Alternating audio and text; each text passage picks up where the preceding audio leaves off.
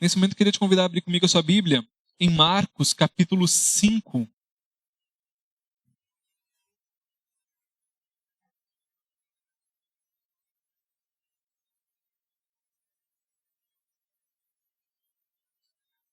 Evangelho de Marcos capítulo 5. O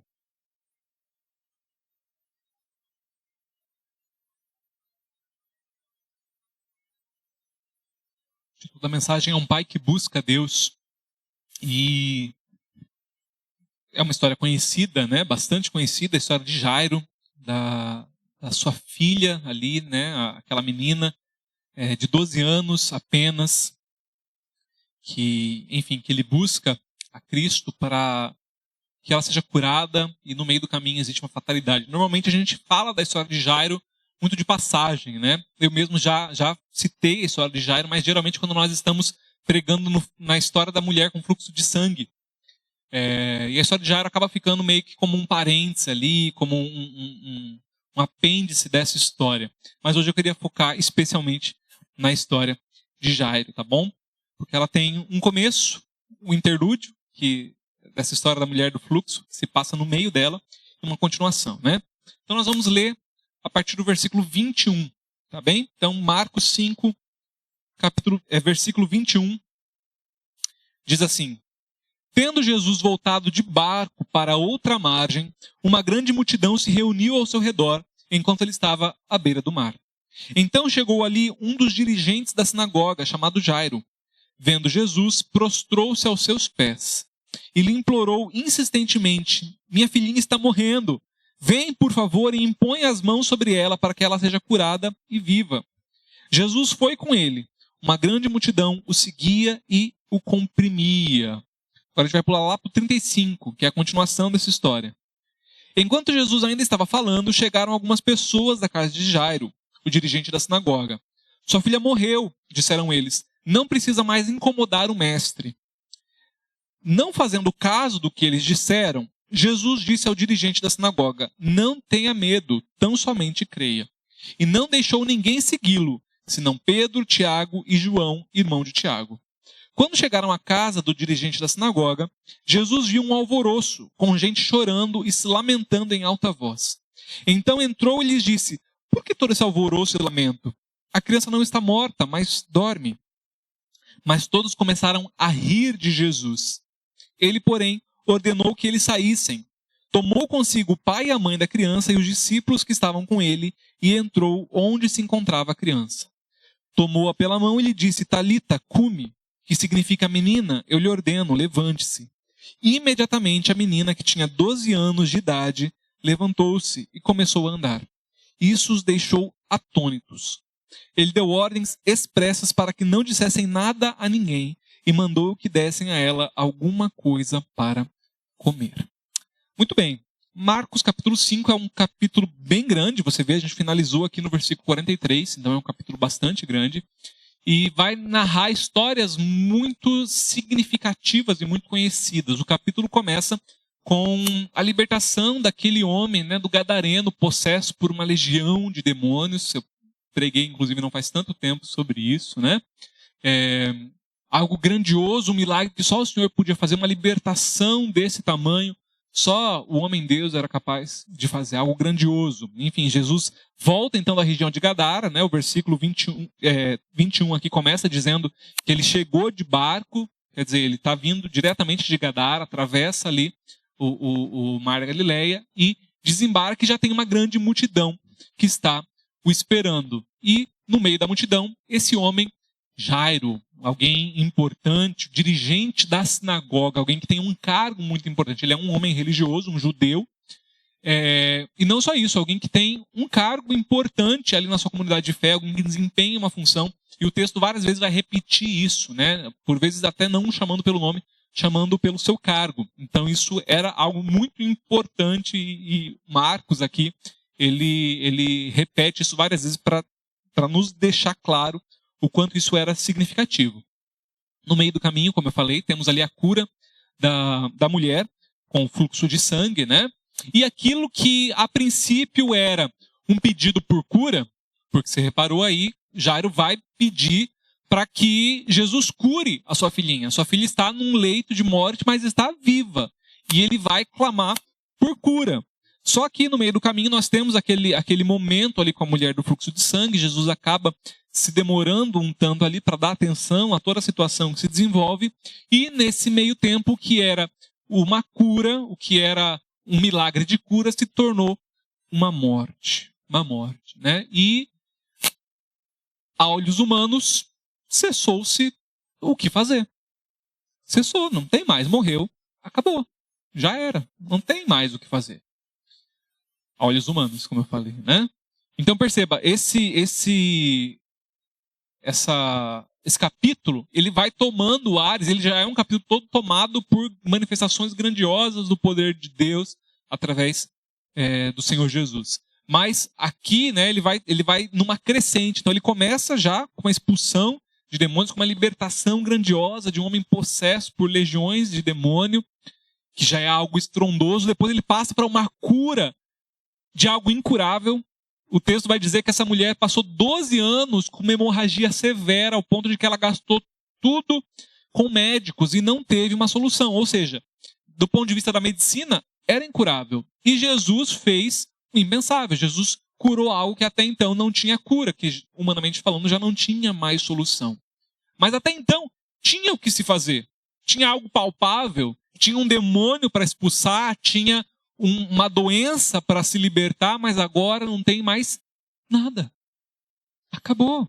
A vida cessou, a vida foi tirada dali. O que tem é um corpo de uma garotinha de 12 anos. A vida estava começando. 12 anos era a idade que uma menina já estava apta para começar a pensar em casamento. Uma garota judia dessa época seria a época onde ela começaria a pensar em casamento. Era uma flor desabrochando ainda, que foi colhida ainda no seu botão, que foi colhida ainda antes da sua vida começar de fato. Triste, mas, como eu falei, humanamente falando, não tem mais nada para fazer. Essa é o ponto de vista dos empregados que chegam para Jairo e falam, ó, acabou, cara. Enquanto tinha um restinho de vida, tinha uma solução. Agora, não tem mais por que se incomodar o mestre. Acabou, não tem mais nada. Quem tem um ponto de vista muito parecido, já que hoje é dia dos pais, estamos falando sobre paternidade, é um outro pai chamado Davi. Você deve se lembrar da história de Davi. Davi tem, né, ali com Batseba, a viúva de Urias, com quem ele tem um caso, um adultério, e existe uma gravidez que vem desse caso de adultério, né? E, enfim, essa gravidez se desenvolve, mas essa criança fica doente. E enquanto essa criança está doente, Davi fica 7 dias sem comer nada. Davi jejua, Davi chora e Davi ora em soluço, em lamento, em súplica, desesperada diante do Senhor. Mas o fato é que a criança morre. Ainda assim, mesmo depois de uma semana inteira sem comer, sem beber, suplicando, chorando, clamando, gritando, desesperado por cura, a cura não vem. E a criança morre. E aí, quando a criança morre, Davi se levanta do chão onde estava, seca as lágrimas, ajeita a roupa e fala, gente, traz uma coisa para eu comer. E as pessoas que estão em volta dele não entendem, falam, como assim? Agora você vai comer? Agora é hora de se lamentar, agora é hora de se entristecer, agora é hora de colocar pano de saco e cinzas. E Davi vai responder, lá em 2 Samuel 12, 22, ele diz assim, ele respondeu, enquanto a criança ainda estava viva, jejuei e chorei.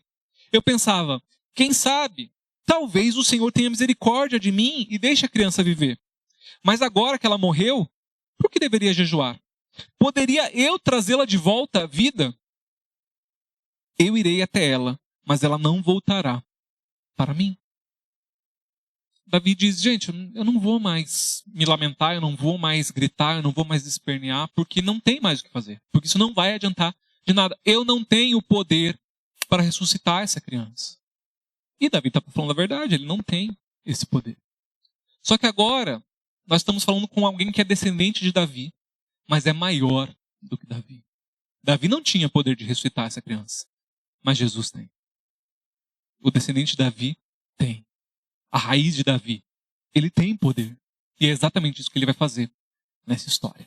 Mas, antes de chegar lá, a gente vai recapitular e aprender algumas lições aqui com Jairo, né? Primeira coisa, falando em especial a cada pai que está aqui, mas essa não é uma mensagem exclusiva para os pais, senão a gente podia simplesmente dispensar todos os outros que não são. Essa mensagem é para cada um de nós, para cada um de vocês, mesmo você que não é pai, você que é mãe ou não é mãe, para cada um de nós podemos aprender verdades com essa lição. Mas o texto está falando de um pai, então essa aplicação é ainda mais pessoal, porque Jairo é um pai que ora pela sua filha, né? Oração não é buscar a Deus por alguém? É isso que ele faz. Ele faz de uma forma muito mais ao vivo ali, né? Mas ele vai em busca de Jesus, que é Deus, clamando, intercedendo pela sua filhinha, que está doente. E, como eu falei, Jairo é uma pessoa proeminente na sua comunidade de fé, no seu meio social, é alguém que desempenha uma função significativa. E agora, ele está entre a cruz e a espada, quase que literalmente. Porque ele tem esperança no Senhor Jesus. Ele ouviu falar já do Senhor Jesus, isso fica muito claro, tanto que ele sabe a quem recorrer, ele sabe o poder que Jesus tem. E ele tem uma fé em Cristo suficiente para buscá-lo. Só que ele tem uma imagem religiosa e uma cultura religiosa que ele o trouxe até aqui, que ele precisa manter. E como é que eu vou, eu como dirigente da sinagoga, eu como alguém que sou um líder dentro da minha religião, como é que eu vou buscar alguém que os meus companheiros de religião, os meus irmãos da sinagoga, dizem que esse cara só faz o que faz porque é possesso de demônio? Porque era isso que falavam de Jesus. Não, ele faz as coisas porque ele expulsa demônios pelo poder de Beelzebul. Ele expulsa demônios pelo poder de demônios. Tanto Jesus vai dizer, gente, isso não faz sentido. Uma casa dividida contra si mesmo não prospera. Eu não posso expulsar um demônio com o poder de um demônio. Mas era isso que falavam. E agora Jairo fica nesse meio. E aí o que eu faço? Eu dou o braço a torcer e vou até ele, independente do que vão dizer, ou eu me resguardo, mas é a vida da minha filha que está em jogo. E eu sei que há pessoas aqui que já passaram por isso. Pessoas que vêm talvez de outras tradições religiosas, com uma tradição familiar, criados em um outro contexto religioso, e que um dia tiveram esse desejo, eu quero entregar minha vida a Jesus. Eu já entendi quem ele é, eu acredito em quem ele é, mas fazer isso é um passo grandioso demais. Para quem já nasceu num lar evangélico, já nasceu num berço cristão, talvez não entenda a angústia do que Jairo fez. Se você um dia teve que romper com algo do passado e dar esse passo de fé, você entende um pouquinho mais do que está acontecendo. Porque agora essa decisão não tinha mais como ser particular. Chega um momento que ele precisava ir em público e se expor essa nova fé, independente do que vão pensar, porque afinal de contas, é da minha filha que estamos falando. E um pai ou uma mãe, quando o assunto é os filhos, não mede esforços, não pensa em mais nada. Depois a gente vê o que faz sobre isso, mas por eles a gente faz o que tem que fazer. E Jairo é esse pai que busca a Jesus numa espécie de oração aqui, numa súplica. O texto diz que ele chega desesperado, suplicando, se joga aos pés do Senhor Jesus e diz isso: minha filhinha está morrendo, vem por favor e impõe as mãos sobre ela para que ela seja curada. Jairo tem um cargo importante, é alguém importante, mas diante de Jesus e diante de uma necessidade, nada mais importa. Eu sou só pai. A coisa que mais importa é que eu sou o pai e pai de uma menininha que está morrendo. Isso é tudo que eu me lembro. Jairo podia ter chegado para Jesus e falar assim: Jesus, sabe o que é? Eu sou dirigente da sinagoga e se o senhor aparecesse lá na sinagoga, dar uma palavrinha qualquer dia disso, com esse monte de gente que te segue aqui, ó, ia bombar o culto na sinagoga. Ia ter um monte de gente, ia ter gente pendurada em tudo que é porta, né? Mas e daí que eu sou dirigente da sinagoga? E daí minha profissão? E daí o meu trabalho? Acima de tudo, eu sou pai. Então, primeira coisa, não existe nada mais importante, meu irmão. Nada no mundo mais importante a título de ocupação do que o fato de você ser pai. Nada. Nada pode tomar proeminência sobre isso. E com isso eu não estou dizendo que o seu trabalho não é importante. Ele é muito importante. Em Gênesis 3, ali, versículo 19, o Senhor incumbiu a cada um de nós, homens, a sermos esses que vão, pelo suor do seu rosto, trazer dignidade para dentro da sua casa, trazer o sustento para a sua família. Isso é algo divino, isso é algo que vem do próprio Senhor. É verdade que o sofrimento é o castigo, mas a parte do sustento é uma bênção que recai sobre nós. Assim como sobre as mulheres recaiu o castigo das dores do parto, mas junto com ele a bênção de gerar uma vida. Mas existe uma bênção por trás disso. E existe uma bênção do Senhor a cada um de você, irmãos, de ser esse sustentador. Então sim, o trabalho é importante. Crescer profissionalmente, se qualificar para dar algo, uma vida digna para os seus, para aqueles que você ama, para a sua esposa. É significativo, é bênção, mas nós não podemos usar essa bênção como desculpa para não fazermos o que é mais importante. Porque às vezes a gente troca aquilo que deveria ser secundário e nós invertemos a ordem. Quando a ordem de prioridade da nossa vida, quando essa pirâmide está invertida, tudo desanda. Tudo desanda. Tem muita gente que na ânsia de buscar na profissão, no dinheiro, no sustento, dar coisas boas para os filhos, estão perdendo justamente os filhos. Estão perdendo justamente tempo com os filhos. A vida dos filhos está se esvaindo pelas mãos. Se Jairo tivesse focado em outras coisas ali quando ele encontra com o Senhor Jesus, a vida da sua filha tinha literalmente se esvaído. Mas não, ele tem um foco. Eu tenho um monte de responsabilidade, eu tenho um monte de coisa, mas nessa hora eu preciso falar com Jesus sobre a minha filha. Eu preciso interceder pela minha filha. A filha de Jairo só sai viva dessa história porque o pai dela orou por ela. Porque o pai dela procurou Jesus e intercedeu pela vida dela.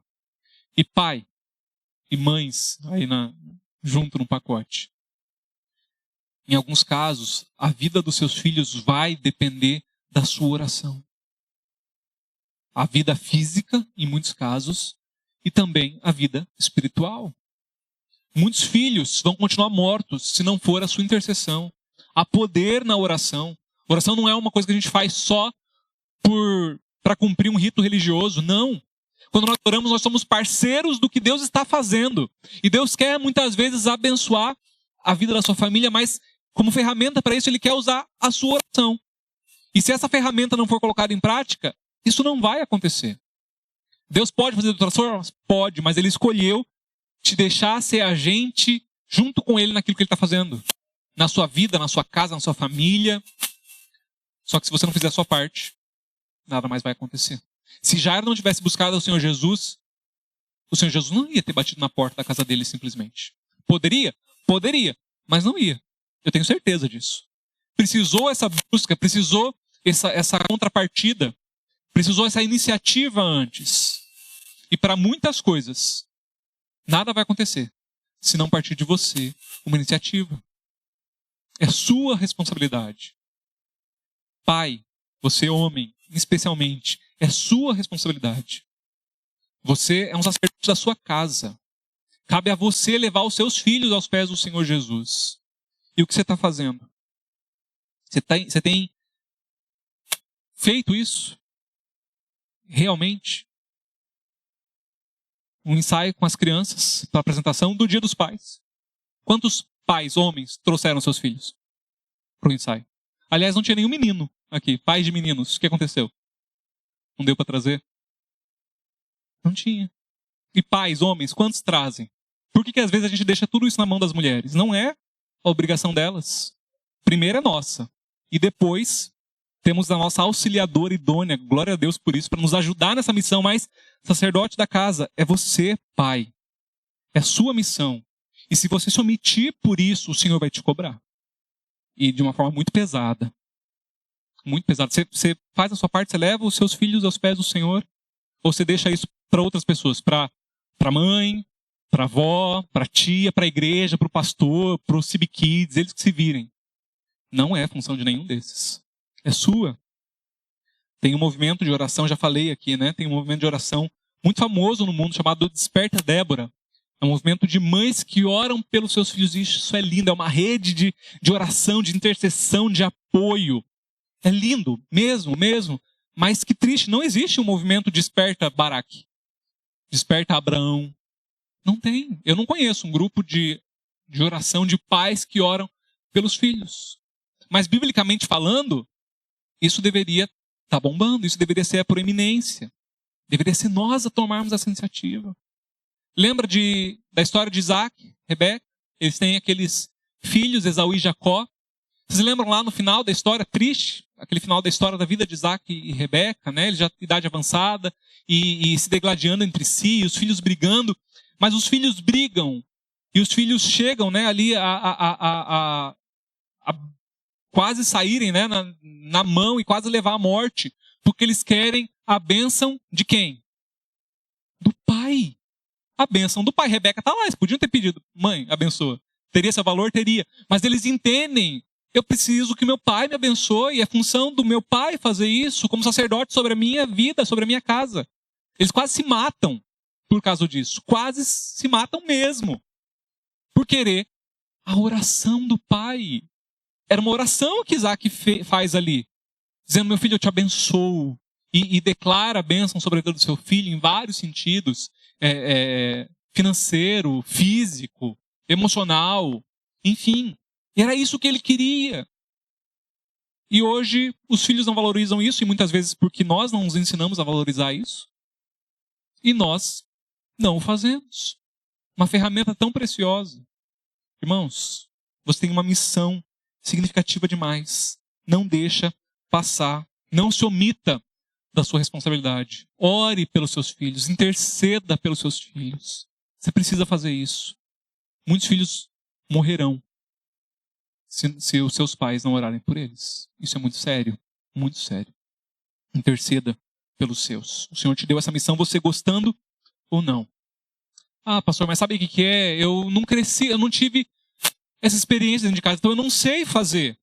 Eu não sei como que é isso, porque eu não tive essa experiência. Eu não venho de um lar de pessoas convertidas, a minha família é toda desestruturada, a minha família é toda... E eu não sei fazer isso, eu tenho vergonha, eu não sei como que faz. Meu irmão, ainda que você não tenha tido essa alegria, a bênção pode começar por você. Tantos pais querem dar aos filhos aquilo que nunca tiveram. Começa com o que tem de mais importante, com uma referência cristã. Você não teve isso, mas dá para os seus filhos. Que os seus filhos não possam dizer isso para os filhos deles, que eu não tive na minha casa uma referência. Que eles tenham. Que eles vejam em você essa referência, que eles se espelhem em você. Isso que você faz pelos seus filhos vai alcançar os seus netos e os seus bisnetos. E os filhos dos filhos e as gerações futuras, pela forma como você se porta, para o bem ou para o mal. Olha que significativo isso. Então, cuidado, presta atenção na responsabilidade que é isso, um pai que ora pelos seus filhos. E a história continua, né? Como eu falei, existe um contratempo ali no meio do caminho, a mulher com fluxo de sangue, ela toca e coitada, ela nem tem culpa. Às vezes a gente olha e fala assim, poxa, essa mulher aqui, né? Ela não tem culpa, ela não quer chamar atenção para si, ela não quer fazer nada, ela só quer tocar ali na orla das vestes do Senhor Jesus e sair quietinha, discreta, mas isso gera toda uma comoção, né? O Senhor Jesus pergunta quem foi que me tocou e ela, muito sem jeito, acaba se entregando ali, todo diálogo que vem depois disso. Mas fato é que nesse meio do caminho, nesse interlúdio, o pior acontece. E a menina que já estava à beira da morte, que já estava nos seus últimos suspiros, chega de fato a morrer. Essa menina de 12 anos morre, a morte acontece. E nesse texto aqui em Marcos vai dizer que são algumas pessoas da casa de Jairo. O texto de Lucas, narrando essa história, vai dizer que foi um servo dele, um empregado da sua casa, né? Nós podemos deduzir que foram empregados. E aqui, segundo o que Marcos nos conta, até mais do que um. Diz lá, né? Enquanto Jesus ainda estava falando, chegaram algumas pessoas da casa de Jairo, o dirigente da sinagoga. Sua filha morreu, disseram eles. Não precisa mais incomodar o mestre. É meio estranho, né? A forma como eles falam, assim. Que dão uma notícia dessa. Como é que você chega para um pai que tá achando que a sua filha está doente e você fala, para de incomodar o Jesus aí, sua filha já morreu. Meu Deus, não tem um tato, não tem um jeito de se falar, né? Por um lado, eu entendo essas pessoas aqui no sentido de que eles estão falando, cara, não tem mais o que fazer. Eu estava contigo, enquanto ela estava viva, ok, nós oramos, nós intercedemos, mas agora não tem mais o que fazer. O pior já aconteceu, era aquilo que a gente não queria mais. Paciência, essa muitas vezes é a nossa postura, né? Que é o humano, que é o lado humano falando, a partir daqui não tem mais jeito. Enquanto a vida há esperança, é o que nós falamos, né? Depois, enfim, nós entendemos que o que tinha que acontecer, aconteceu, e estava nas mãos do Senhor, e é meio que desse ponto de vista que eles estão falando. Mas a questão aqui, e assim, em outros sentidos, às vezes eu tenho vontade de falar isso para alguém, né? Pessoas que já estão com um problema num nível tão absurdo, às vezes a vontade de falar, filho, desiste. Esse seu plano aí não vai dar certo. Essa situação que você se meteu não tem mais saída. Já foi. Desiste, entrega e bola para frente. Mas fazer isso seria tirar o fator Jesus da equação. As pessoas só entendem isso e não é por mal, eu quero acreditar que não é por mal, que elas o fazem, porque elas não estão considerando o Senhor Jesus, embora conheçam Jesus. Que elas se referem a Ele como mestre. Então elas sabem, no mínimo, quem é Ele. Talvez não acreditem, talvez não tenham fé, como Jairo tem, mas sabem quem é. Mas elas estão ignorando o fato de que Ele pode. E elas falam, cara, desiste. Então, talvez você que esteja aqui já ouviu isso de alguém. Desiste. Não precisa nem orar por isso. Para de interceder por isso. Você já está há anos pedindo por isso. Já está há tanto tempo pedindo por isso. Acabou, morreu, não incomoda mais o mestre. E meu irmão, eu te digo, não aceite isso. Porque isso seria tirar o fator Jesus da situação. Eu não sei o que disseram para você que morreu. A sua vida, o seu casamento, a sua saúde, uma situação pela qual você vem orando. Mas não, você não precisa aceitar isso. Não precisa aceitar isso. Jesus tinha falado para Jairo, eu vou com você para sua casa. E ele estava indo com ele para sua casa. Aconteceu uma situação no meio do caminho. Aconteceu algo que ninguém estava contando. Mas isso não mudou o fato de que eu ainda estou indo para sua casa. Eu ainda vou fazer algo pela sua filha. Eu não voltei atrás na minha palavra. Não tem que você voltar também. Não precisa disso, né? Então, por um lado eu digo, eu entendo o que eles estão falando aqui, né? Por outro, ainda assim, é muito estranho a forma como eles se dirigem a Jairo. Se fosse melhores amigos, fossem parentes, já seria estranho. São possivelmente empregados, pelo que Lucas nos diz. É mais estranho ainda. É ainda mais curioso. Um empregado jamais poderia se dirigir a um patrão assim. Imagina, para de incomodar ele. Imagina, ainda mais em público. Ainda mais sendo Jairo alguém de proeminência na sociedade. Isso não orna, não combina. É estranho no ouvido. Você fala, gente, o que está acontecendo aqui? Possivelmente o que está acontecendo aqui é que Jairo não está sendo respeitado como uma figura de autoridade. Ele até tem um título, ele até é alguém, mas dentro de casa, até pelos empregados e até pela família, essa autoridade não é respeitada.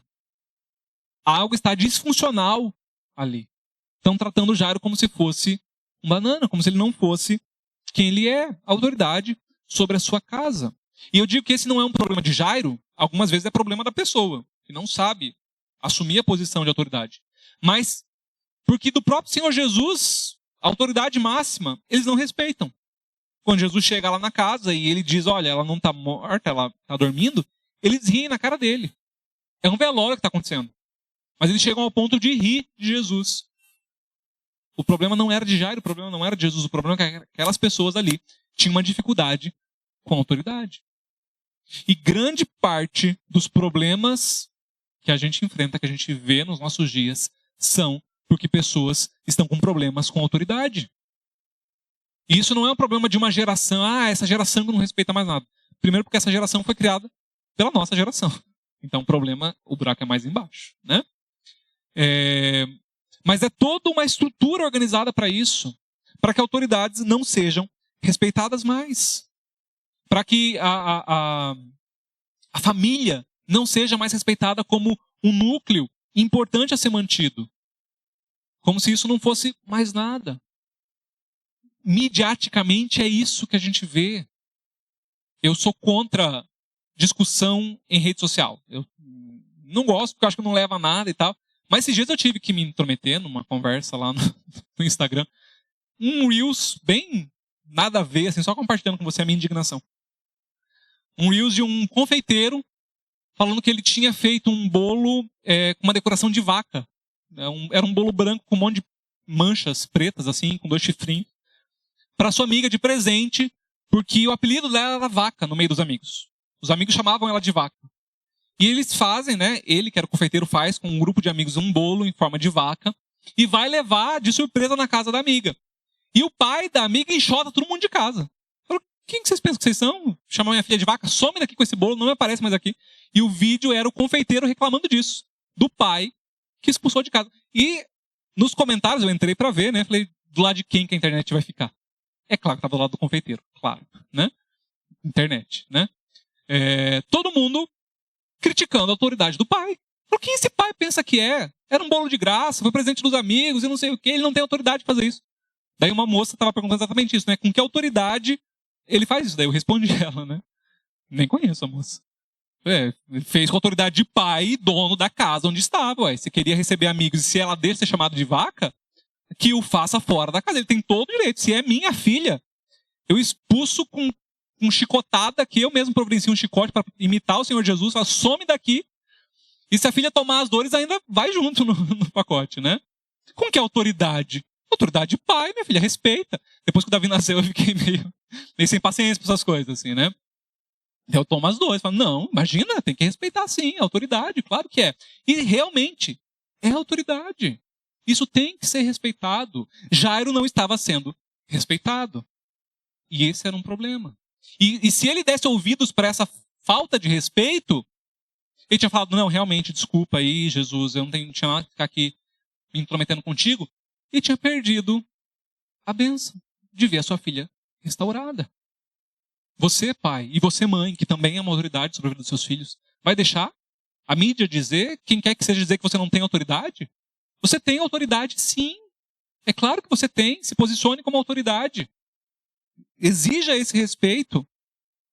E é maravilhoso a forma como Jesus responde a isso. Versículo 36.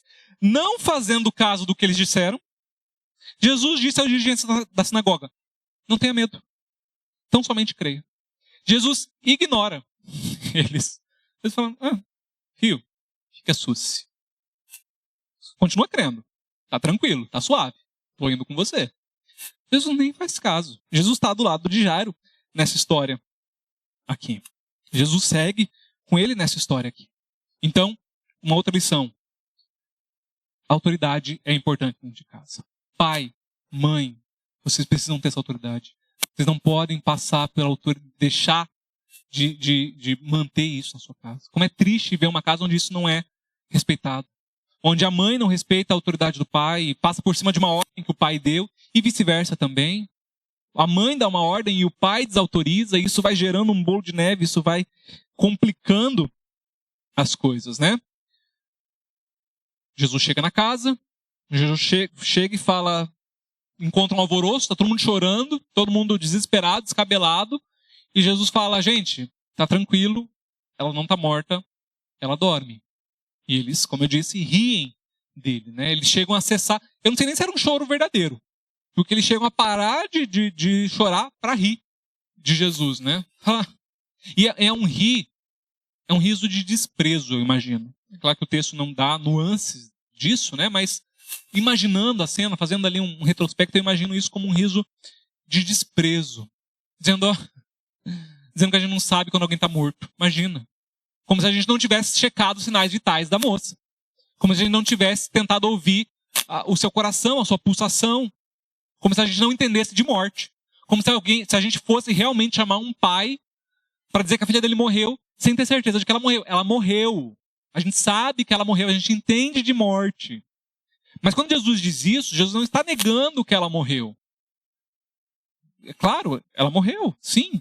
Quando Jesus diz isso, é como se ele estivesse dizendo, gente, para mim, trazer essa menina de volta à vida é um ato tão natural quanto seria para vocês fazer alguém acordar. Aliás, para fazer um adolescente de 12 anos acordar, às vezes é mais fácil ressuscitar, né, do que fazer acordar. Mas, enfim, ele está dizendo, assim como seria para vocês acordar alguém de um sono, para mim é como trazer a vida. É simples, é um chamado. Ei, menina, levanta, que é exatamente isso que ele faz. Ei, Talita, cume. E Talita não é o nome da menina, né? É só menina aqui em aramaico. Levanta. E ela levanta. E a morte tem que retroceder. Jesus está dizendo, olha, vocês talvez entendam de morte. Sim, eu não estou retrucando isso, mas eu estou dizendo que eu entendo de vida. Vocês se riem porque vocês entendem de morte? Eu rio da morte porque eu entendo de vida. Eu sou a própria fonte da vida. Eu sou aquele que vou me ressuscitar. Ressuscitar outras pessoas, a gente já viu o que ele faz.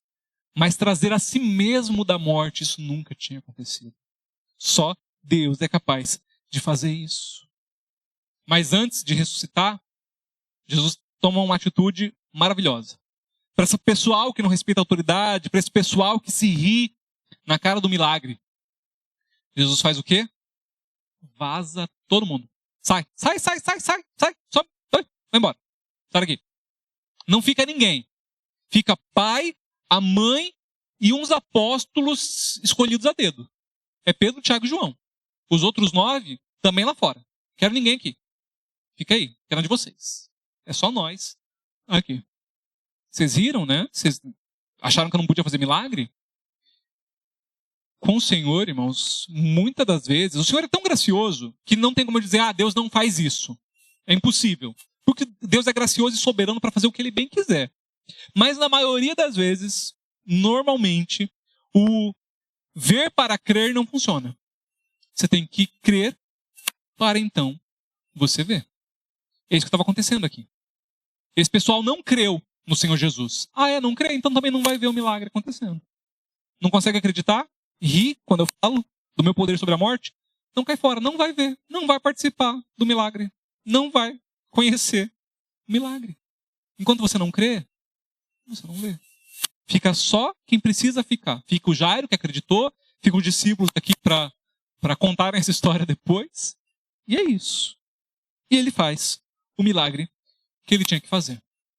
Como eu falei, chama a menina à vida, simples como um despertar. Ela se levanta, o Senhor Jesus dá ordem, 2 ordens. Dá de comer para a menina, dá uma comida para ela. Possivelmente ela já estava sem comer há algum tempo, afinal ela estava de cama moribunda, então ela precisava comer. E não conta para ninguém. Não conta para ninguém. Esse pessoal aí que não creu, nem fica sabendo. Vão tomar um susto quando vê na rua. Achar que é um fantasma. Não conta. Não conta. Fica na de vocês.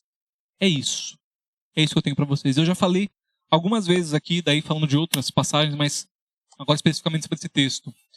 Eu aprendo algo muito significativo com isso. Além do fato de que eram pessoas que não criam e por isso foram expulsas, mas também existe o lado da proteção, da pessoalidade da casa. A casa é um lugar reservado, é um lugar para assuntos de família muitas vezes serem tratados, privacidade do lar precisa ser respeitada. E Jesus respeita isso. O milagre da mulher com fluxo de sangue acontece na rua, é público. Tanto que ele não pede para ela guardar segredo. Não fazia sentido. Todo mundo já viu, todo mundo ficou sabendo, é isso. Pro milagre da menina que acontece dentro de casa, o que acontece dentro de casa, muitas vezes fica dentro de casa. Não é para ser exposto, não é para ser gritado aos 4 ventos. E essa é uma outra falha que eu vejo muito acontecendo. Tem gente que brigou dentro de casa e todo mundo descobre. Por quê? Porque foi postar indireta no Facebook. Foi postar coisa lá. Foi contar para outras pessoas. Em busca de querer apoio para o seu lado da história, né? Para a sua versão dos fatos. Sai contando e muitas vezes distorcendo coisas que aconteceram dentro de casa. Expondo e trazendo à tona coisas terríveis. Expondo a família, perdendo a privacidade. A privacidade do lar muitas vezes tem que ser mantido. Não estou dizendo para esconder coisas pecaminosas ou esconder situações que às vezes são criminosas. Não.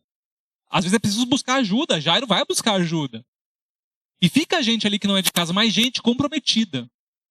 Jesus, 3 cristãos, tementes ao Senhor, servos de Deus, que vão participar daquilo ali. É possível inserir gente de fora. É possível pedir por socorro. E muitas vezes nós precisamos de cristãos maduros perto de nós, de família na fé, para falar, por favor, eu preciso de uma intervenção no meu lar, eu preciso de alguém para compartilhar, preciso de alguém com quem orar.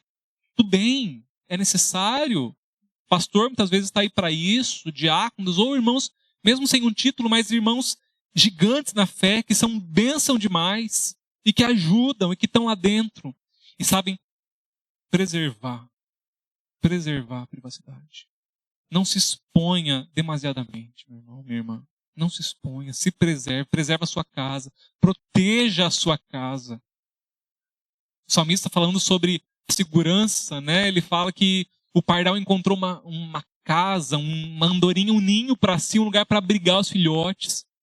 Sua casa tem que ser um ninho de proteção, um lugar onde seus filhos têm vontade de voltar no final do dia. É triste ver famílias onde as pessoas não querem voltar para casa. A pessoa faz hora na rua para não voltar para casa, porque a casa é um lugar de conflito. Os filhos não têm prazer em estar em casa. Está em casa, bate uma 9 horas, quer sair, quer estar na rua, quer bater perna, porque não aguenta, porque a casa, de fato, é virada num negócio. A sua casa tem que ser um lugar de segurança, um ninho, aquele lugar onde você chega e você fica feliz, em paz. Mas isso nunca vai acontecer se você não começar a preservar a sua casa. Ela precisa ser preservada. E, de novo, isso não é esconder todos os pecados, esconder todas as mazelas da casa. Não, por vezes é sim pedir ajuda. Mas saiba para quem pedir. Saiba o que fazer. Jesus sabe bem quem anda com ele. Judas, fica fora. Você não vem aqui não. E mais uma outra galera aí. Tomé, que é do tipo que precisa ver para crer, também aguarda aí. Você não vai participar não. É preciso saber filtrar às vezes, irmãos. Essa história ensina muito pra gente. Mas, por fim, como eu falei, geralmente a gente fala da história de Jairo como um parênteses na história da mulher samaritana. Hoje a gente vai inverter. A gente falou sobre a história de Jairo e queria trazer o parênteses da história da mulher samaritana, não, da mulher do fluxo de sangue. Tudo isso que eu falei é, como eu disse, para os pais. E muitas vezes há pessoas entre a gente que na data de hoje, na data do Dia dos Pais, sente a dor de não ter um pai, ou de não ter realmente um pai, por diversas razões. Falecido, o deixou muito cedo, nunca teve a experiência de ter um pai presente, não sabe o que é isso. Ou porque, enfim, o pai nunca foi tudo isso que deveria ser. O pai até está lá, está na vida, mas o pai não é essa pessoa que deveria ser. Essa pessoa que Jairo aqui é um exemplo nesse ponto. E sente a dor ao ouvir isso. Essa mulher do fluxo de sangue, diz o texto que ela sofre há 12 anos com essa hemorragia. A lei, ela foi prescrita para proteger as mulheres. Essa lei, as mulheres, quando estavam ali no seu período menstrual, elas estavam inaptas religiosamente para fazer algumas funções. Imagina, naquele contexto ali, né, onde a mulher muitas vezes teria que se desdobrar para fazer todas as coisas da casa e realmente, por muitas vezes, era vista como algo. Deus está preservando as mulheres. Está dizendo, olha, tem um período no mês para você ficar de boas. Nesse período a mulher não podia cozinhar. Ela estava proibida de cozinhar. Não podia lavar roupa. Não podia fazer um monte de coisa. Marido, nem toca nela. Não pode. Dá férias para essa mulher. É uma semaninha ali no mês para ficar de boas. Era proteção. Para ficar tranquila. Mas essa mulher, coitada, ela tem uma hemorragia. E aí o que poderia ser uma bênção para ela, vira um fardo. Porque agora ela não pode ter uma família. Ela não pode ser casada. Se foi, possivelmente foi abandonada pelos seus. Se morava com seus pais, teve que sair de casa. Porque todo lugar onde essa mulher chega, todo lugar onde ela senta, tudo aquilo que ela toca, toda panela que ela pega, toda roupa que ela pega, agora está contaminada cerimonialmente. E essa mulher acaba virando uma para da sociedade. E você não vê o pai dela intercedendo por ela. Você não vê ninguém intercedendo por ela. Se ela tem que fazer alguma coisa, se alguém tem que fazer alguma coisa, eu vou e faço. Porque eu não tenho ninguém para fazer por mim. Que triste, né? A filha de Jairo tinha alguém para fazer por ela. Tinha alguém que foi até Jesus, que intercedeu por ela, que abre mão de tudo, todos os títulos, de todas as posições sociais que ele possa ter, porque ele ama a filha dele. Essa mulher do fluxo de sangue não tem ninguém que se importa. Por 12 anos ela não tem ninguém que interceda por ela. E se ela quer fazer, e se ela precisa de alguma coisa, ela tem que matar no peito e fazer sozinha. E a gente aqui, nessa situação, que nunca teve ninguém para interceder por si. E que sofre essa dor. Ninguém nunca se importou comigo, ninguém nunca intercedeu por mim. Sempre se eu tive que fazer alguma coisa, eu tive que fazer sozinho. Eu tive que ralar sozinho, sem ajuda de ninguém. Essa mulher não tem um pai que possa abraçá-la. Mas daí, tem um detalhe significativo nessa história. Versículo 33 de Marcos 5. Jesus sente que dele saiu virtude e fala, quem foi que me tocou? E Pedro fala, Senhor, tá todo mundo te tocando aqui, meu filho. Como assim, quem te tocou? Ele fala, não, foi um toque diferente. Quem foi que me tocou? Versículo 33. Então a mulher, sabendo o que lhe tinha acontecido, aproximou-se, prostrou-se aos seus pés e, tremendo de medo, contou-lhe toda a verdade.